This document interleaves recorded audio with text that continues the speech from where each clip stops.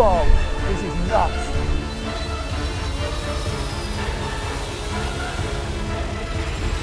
So you're probably wondering how I got here. Well, this is the story of the most dangerous drag race I've ever agreed to, because I'm about to drive under the wing of the biggest aircraft ever built. I'm going to be driving the most powerful Porsche ever made, the new Cayenne Turbo, but there are some major problems. Number one, the weather is turning and we could lose our opportunity to do this. Number two, a Hollywood A-lister may steal my seat, which means I could actually have to do an even more dangerous death run. And finally, I've messed up, which means that any delays could mean I miss my flight home. I'm Matt Watson, and you're watching Carwow. I knew today was going to be absolutely stupid crazy. I'm at this airfield with more rules than a school swimming pool. I've actually got my own minder there, she's keeping an eye on me. That's because we're at the Mojave Air and Spaceport. Yeah, space, as in rockets, because this is the USA's first horizontal launch site for real spaceships and hypersonic test planes. Here they get fired into the heavens directly from purpose-built aeroplanes, like this one. It's operated by Stratolaunch, and it's nicknamed Roc, not after Dwayne Johnson, but after the mythical bird of prey that could supposedly carry an elephant. It's bonkers. I'm going to basically be drag racing a flying multi-storey car park, and that's not the worrying bit. You see, if the wind picks up, it could cancel the whole shoot. Roc has 2 giant fuselages and 6 massive engines from a Boeing 747. They produce around 340,000 pounds of thrust, and the pilot steers the whole thing with the help of 2 huge tail fins, which are 15 metres tall. But in high winds, these act like sails and they can blow the whole plane off course. That would mean the pilot would have to make a sudden correction and I could end up like a Porsche-shaped pancake. And then I met someone who didn't care about these risks at all, nor the fact that they were stealing my job. That was Hollywood actor Orlando Bloom. What happened was I was supposed to be doing this shoot for Porsche on their channel. He found out about it, he's a Porsche ambassador. He said, can I come along and take part? And obviously they said, oh, we'd love you to feature in our video on our channel. So yeah, I'm not doing it anymore for them. But I am getting the second run, which is the more dangerous run because the wind's going to pick up later in the day. So thank you, Orlando, for not only taking my seat in Porsche's video, but for putting my life even more at risk. I guess Porsche just wanted an A-list celebrity for the hot seat. Apparently having a guy who reviews cars and talks about cup holders doesn't quite cut it. I just hoped I wouldn't embarrass myself in front of this huge crew when it was my turn to drive. But then Porsche delivered even more bad news. There's a possibility that you might get one run with the plane, but we do have a backup plan. So the problem is that, like, because I'm going to get the run after Orlando. Yep. So the wind might have picked up by then. Exactly. So that's why we have a backup plan. Okay. The cars are en route now. This is really like kind of everything's converging at one point just because of the weather. There's the takeoff and there's the landing component. What? Yeah, so there's the takeoff. Yeah, I knew about that. And then there's the landing. What do you mean to? So as the plane lands, we'll come up behind what? it and chase the plane down on the ground. That's pretty crazy. My driving would have to be absolutely perfect. If I accelerated too fast, I would end up beneath the plane. I'd be invisible to the pilot and I could be crushed by the huge landing gear. If I was too slow, my car could be flipped by the jet wash coming off the 6 massive engines. There was a genuine risk that someone could actually be injured today, or worse. And this meant I would have to do something I really didn't want to do. So this is one of the most scary documents I've ever had to sign. So it details all the stuff about like the hazard with the wind blowing the plane into the car dropping back too much and getting flipped. It's all very, very worrying. It's less of a waiver, more of a kind of goodbye letter. I'm a little bit nervous, but here we go. Now let's go and see where I'm actually going to be driving. And I've got a feeling it's going to be even scarier than it seems in this document. Porsche had just taken Orlando out for a test run, which gave me enough time to rush back to the plane and get to grips with what lay in store for me. It's massive, especially the 117-metre wingspan, which is larger than any plane ever built. It's almost 1.5 times wider than an Airbus A380, and fully loaded, this plane weighs almost 600,000 kilograms. So I've got to drive between these 2 fuselages, roughly 30 metres, which seems like a lot of space.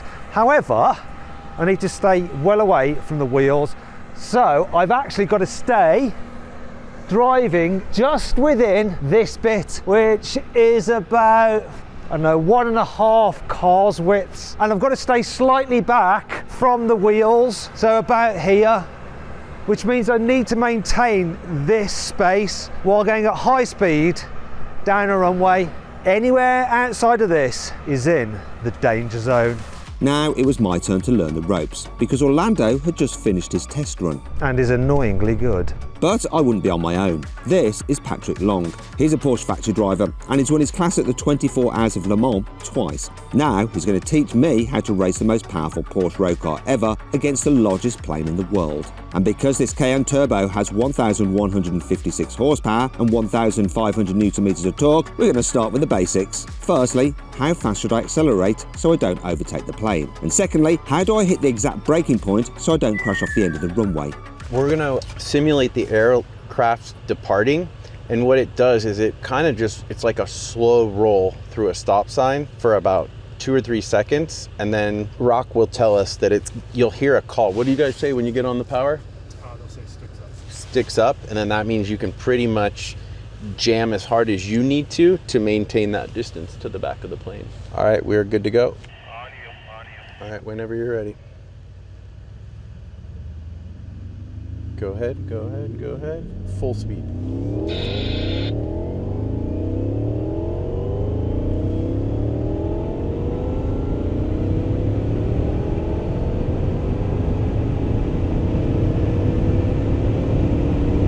All right, you can roll out of it. Start lightly braking. That's your 4, approaching your 3, so more brakes. Nice. Patrick's feedback wasn't exactly Oscar-winning, but I was feeling confident. However, I then found out the hardest lesson was still to come. For the landing, what we're gonna do is we're gonna stage up over here, and we're gonna be aimed onto the runway. We're gonna launch from here as hard as we can, and the airplane's gonna be touching down, and we're gonna try to catch it. Hey. Do you want launch control? You can. Just be aware that you got some work to do to make Get around that the corner. Yeah, okay. So the plane will be coming from the right. Yeah. We will get a call from John. Yep. And he'll tell us to hammer it.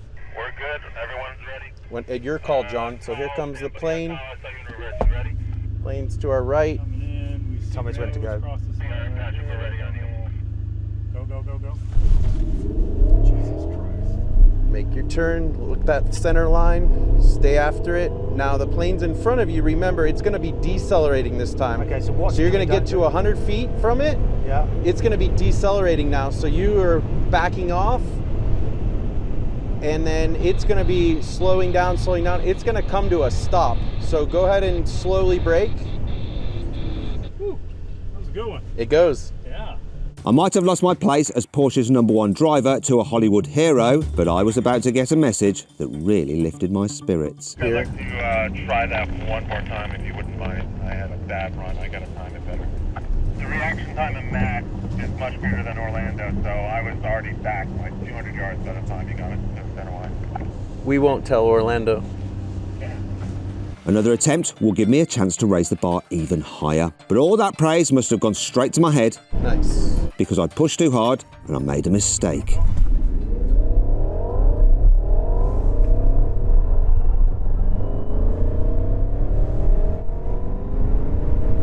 Have some understeer on that one. Yeah, I noticed the push. So I thought it was wise to dial in more steering angle.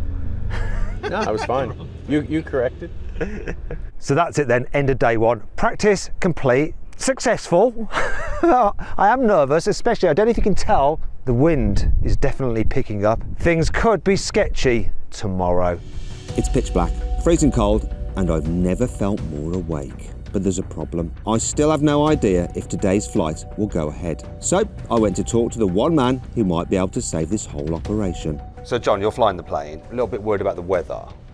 What's the chances of that second sortie taking place? Right now, chances are probably 50-50. 50-50. 50-50 on the second sortie. But if we limit the time of the first one, then we can we might be able to make up some time and beat the weather. Okay, so we're not sure yet. And is it likely that if you go for the second sortie anyway, it's going to be a little bit more sketchy anyhow than the first It will. one? The crosswinds will start to pick up. The gusts will start to hit. So it'll be even more critical that we're on center line, Okay. so that we don't deviate left and right. Okay, so I don't think you wanted to say the word dangerous, did you? No. We always mitigate danger. Good. Right, so I'm a bit nervous. Okay, so maybe I'll go ahead, maybe it won't. We're going to find out. I'm a little bit scared. You'll be good. Okay, good. Stay between the fuselages and you'll be good. Okay, I trust it. But the Mojave Desert had other plans. So you can probably hear that the plane has started up its engines to warm up, and you're probably noticing this as well. The wind, it's picking up, it's getting worse. I'm not sure I'm going to get the chance to fly. We were already seeing 20-mile-an-hour crosswinds, and they kept getting faster. Yesterday, these gusts were just a paragraph in my waiver. Today, they were strong enough to keep a 600-ton aircraft pinned to the ground. Bad news, chase plane is coming back. Okay, they just called it, cancelled. Today's off, too windy. Question is now though, are we going to run tomorrow or Friday? And can I even do Friday? I'm supposed to be going home. I really feel for the guys at Porsche, all this planning. Me, slightly relieved. I really want to do it, but I was a bit nervous. But for them, this idea, or they're put in, must be so gutting. If we can't fly again before Friday, this whole video would be a bust, and nobody will get to race this incredible Porsche against an even more spectacular plane. If later this afternoon things are shaping up like today is, my recommendation would be, just skip Thursday, go with Friday, get all the pieces lined up. If the forecast starts to trend better, then I say let's send it and let's go tomorrow. Copy that, and that decision gets made at 3:30 today, this afternoon? I think that's when we have to make it, yeah. And that afternoon, my worst fears came true. The weather forecast hadn't improved. The only day they could fly was Friday, but that meant I had to face another big problem. I was due to fly back to the UK early that afternoon. If Roc had any further delays, I might end up missing my plane home. But it turns out I wasn't the only person at risk of missing a very important flight. It doesn't look like Orlando is going to be driving for the first takeoff because Roc's over there, Orlando is over there. What's happened is that Porsche just wants to be doubly sure that it's safe on the takeoff. That is very risky, the takeoff, because of the downdraft. So their pro driver is going to do the first run. I don't know if that means then that Orlando will do a landing and then the takeoff, which was going to be my takeoff, and I'll just be doing a landing. Everything keeps changing, and I also need to sort my flights out. What's going to happen next? Orlando and I were left standing on the tarmac like two kids who'd just been told they weren't allowed to go down the big slide at a water park. And despite the team's best efforts, there was still no sign of Roc taking off. I was getting seriously worried I'd have to leave before I could do my run, and I wished I could take Orlando's place for the first takeoff. That way, I'd have just enough time to race back to LA, ditch the hire car, check in, and just about catch my flight home. But a Hollywood A-lister like him always gets first dibs. And that gave me a choice: miss my run with Roc or potentially miss my flight home. Okay, so takeoff is 7:50, which is 20 minutes behind schedule, which really puts me under pressure to be able to catch that flight back to the UK. I don't think I'm going to make it. I mean, if anything gets pushed further back, it's game over for me. I've come all this way. I'm not going to have a go at driving against that plane. And then, after 3 days of waiting, we finally got word that the flight could go ahead. But there was a catch. We'd only get one shot at this, and the conditions still weren't perfect, which made it too dangerous for Orlando or me to drive. I was gutted. But then I remembered the understeer I'd felt in practice. That happened on a calm day with no crosswind, no plane, and no jet engines trying to blow me off course. So maybe the professionals had a point. And as soon as we headed out onto the runway, I realised the scale of this whole operation. Porsche had definitely made the right choice. Here we go. Creeping forward. Wait for all engines to engage. Here we go.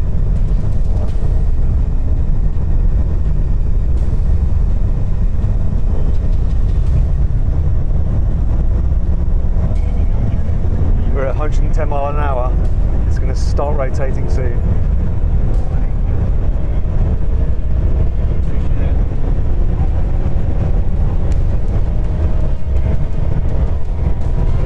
It's lifted. Wow, look at that!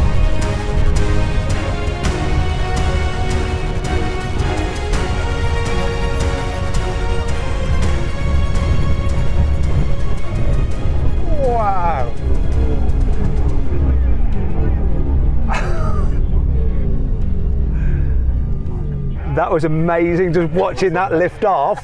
How's the heart rate? Do you know what? Oh, I think that that's was better freaking from the awesome. passenger seat because you're not having to faff about trying to keep it level. Yeah, it was so That cool. was a great view, the whole thing. Watching that lift off, good job that the car's got the full length sunroof. So if you're ever buying a car and you're thinking, yeah, maybe one day I'll be underneath the world's biggest plane, make sure you tick that box for the optional moonroof. It's very important. But that's just the easy part, because now Roc was coming into land. Patrick had practiced his launch that morning, but he'd been too slow off the line, so I had to count him in to make sure we timed it absolutely perfectly. This was far more dangerous than the takeoff. If I got the countdown wrong, we could be crushed by the plane's undercarriage or flipped by the wake from its 6 engines. Legolas might end up legless, and it would all be my fault. Tarmac, now. Whoa, this is nuts. Behind the tails. Are we good? Yeah, keep going. They're slowing down. Whoa. Live. They're braking hard. I'm good. I got lots of brake. Yeah, you just need to stay behind the tails. I'll tell you what, when we were going into that was close. You nailed that, Patrick. B said tarmac. No, you were fine. You actually got in between the tails. That was more difficult than takeoff. Way more. I only saw a shadow. Yeah, you were under. You were. Anything but a shadow. That was utter chaos. I thought we were going to crash into the plane for one moment. Whew. But now I need to move because I've got to get my flight. Oh, this is going to be so tight. So it takes off at 3:30, which means I need to be at the gate by 3 o'clock. The sat nav is currently saying I'm going to get to the airport just before 20 to 3, so 20 minutes to get through security and immigration. Maybe I could do it, but there is one major problem. It's this car. I've got to return it to a parking lot. Squeaky bum time. Somehow I made it to the gate on time. Done. But was I disappointed about not getting the chance to race Roc myself? No, not really, and here's why. I got to spend the day with Orlando Bloom and it was really cool. Plus, actually being there as a passenger, watching the plane just come low level over the top of us, looking through the glass roof of the Cayenne was incredible. And I actually think that if I'd have been driving, I wouldn't have got that view. And it was amazing. Best day ever.